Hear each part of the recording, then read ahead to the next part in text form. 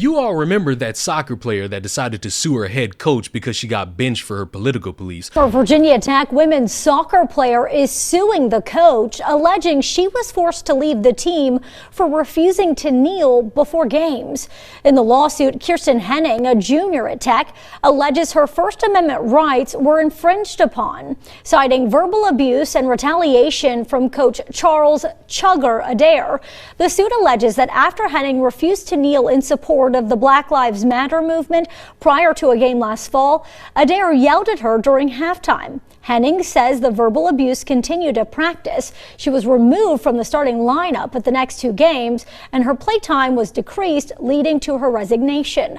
The lawsuit seeks to allow Henning to rejoin the team and to order Adair to undergo First Amendment training. A spokesperson with Virginia Tech says the university is declining to comment. Well, you'll be delighted to know that she's getting $100,000 in a settlement. And the only thing I have to say is very simple. If you would get out of your echo chambers and instead talk to people instead of demonizing them with all these buzzwords, you wouldn't have to be in a situation where you have to financially pay somebody because you did something based on their political opinions. They didn't hurt you personally. They didn't hurt you physically. All they have is a different opinion. And if you can't live with that on this big ball of gas and dirt that is Earth, you are going to have a problem living your life. There are all these different people who exist that have opinions. Some are smart, some are dumb. Some people actually have a statement to make about their opinion. Other people are just going to say things like the word obese is anti-black. These people are out there that can have a concise, actually peaceful conversation. And then the other people are just going to scream and shout about how their feelings are hurt because you said something they didn't like.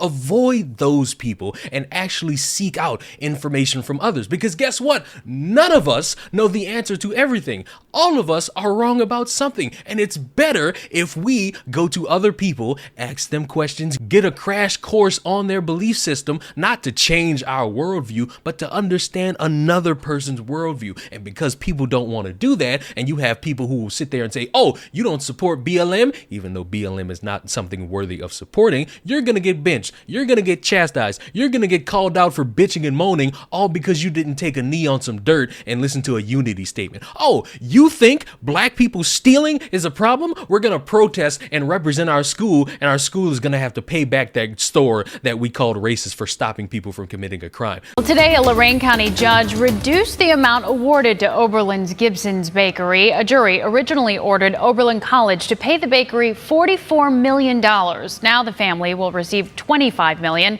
because of a state cap on punitive damages. The family accused the college of racist labels and ruining their livelihood by encouraging protests.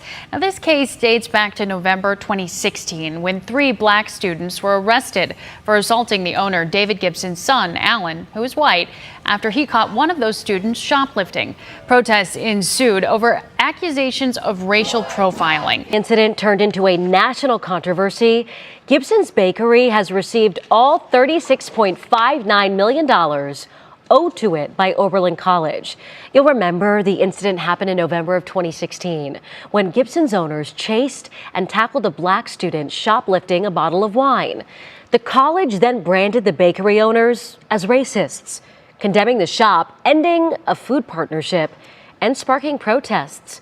The Gibsons said they lost business because of it, and they are now working to rebuild the bakery for future generations. There are stupid people. You're never going to be able to get rid of them. You can weed them out, ignore them, because they're always going to exist. They're always going to say something dumb. They're always going to act like they have something thought-provoking to say when all they have to say is nothing but their fee-fees and be personally hurt.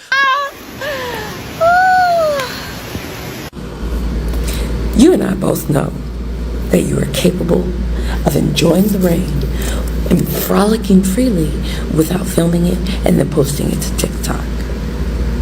Now, you've just co-signed, okay? You've just co-signed at least 3 million, 8.5 by 11 front and back people who just go out of their way to disrespect and dismiss the boundaries that black creators have set.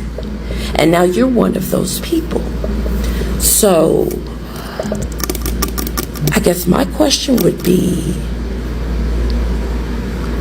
why? Why is it so important to all of you to treat us like we don't matter.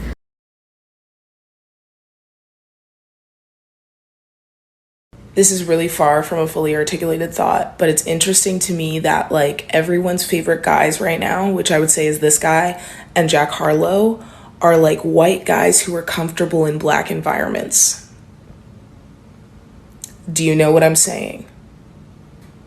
This is not a fully articulated thought, but there's something about that.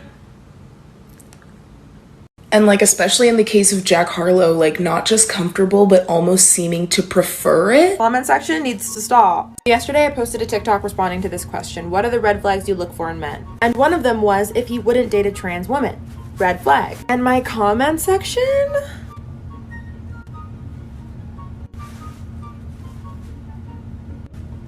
You get the idea. I can't put them all because there's two. Trans women are women.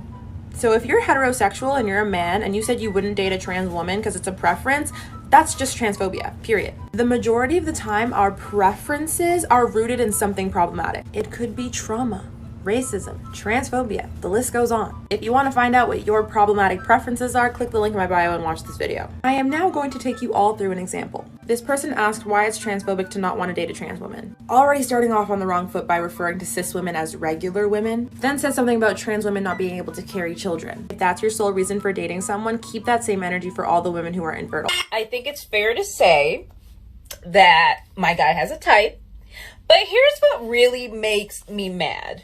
This is the girl he went on a date with from Hawaii. Like, sir, what you not finna do?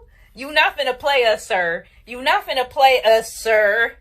Then this is the girl he went on a date with from New Mexico, who is actually, if you look on her Instagram, from Long Island. So, sir, if you have a type, you didn't even have to go across 50 states for that. Like, you really just dated the same girl in every single state. Like, where is the seasoning? Let me know y'all thoughts in the comments, because I'm feeling like this was unnecessary. Those are not the people you want to hold conversations with. Those are not the people you want to be around, especially if they cost you either a couple $1 million or, in this instance, $100,000 because some white woman didn't support BLM. And if you don't like anything that I've said so far, I would just like to remind each and every one of you that I have the infinite white privilege, and I'm always going to have that within my soul. Subscribe to the channel. I will see y'all in the next one. Goodbye.